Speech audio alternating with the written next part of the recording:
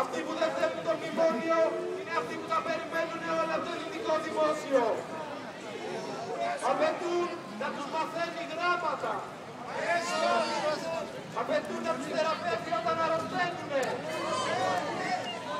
Απαιτούν να τους κρατάνε τα παιδιά σε παιδικούς σταθμούς. Απαιτούν ακόμα και να τους συντηρούν όταν γεράσουνε.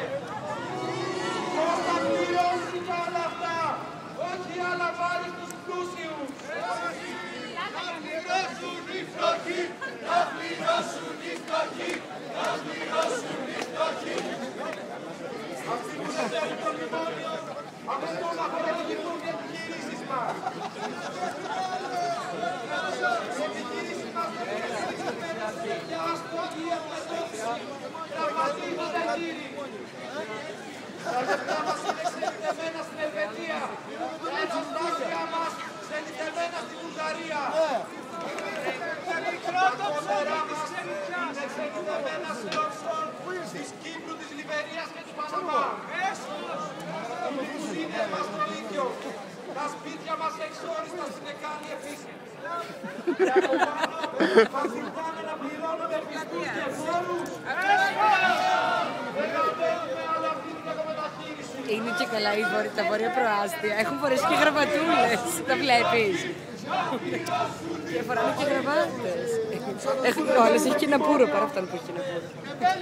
Θέλουν να κρατήσουν τους επιχειρηματίες μακριά από την ΕΔΕΗ, την ΕΙΔΑΠ, τα τρένα, τα λεωφορεία, τις ακτές και τα δάση. Δεν θέλουν την ανάπτυξη. Αφού σας τα παίρνουμε τόσο όλα τα λεφτά ωραία, είναι στη από τα διάλογο. τρόφιμα, τα διόδια, τα καύσιμα, γιατί να μην σας τα παίρνουμε και τα υπόλοιπα. Όλοι φοράνε. Απαιτούμε να φύγουν τώρα οι αγανακτισμένοι από το Σύνταγμα. Να πάνε πίσω στους καναπέδες, να ανοίξουν τις τηλεοράσεις και να δουν με τα ίδια τους τα μάτια πόσοι λίγοι έχουν απομείνει στις πλατείες.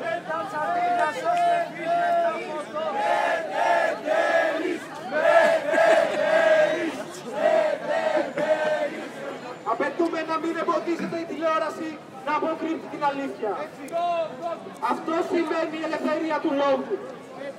Αν το ΜΕΚΑ ισχυρίζεται ότι δεν υπάρχουν αγανακτισμένοι στο Σύνταγμα, τότε το κάνει για κάποιον, τότε το κάνει για το συμφέρον του λαού μας.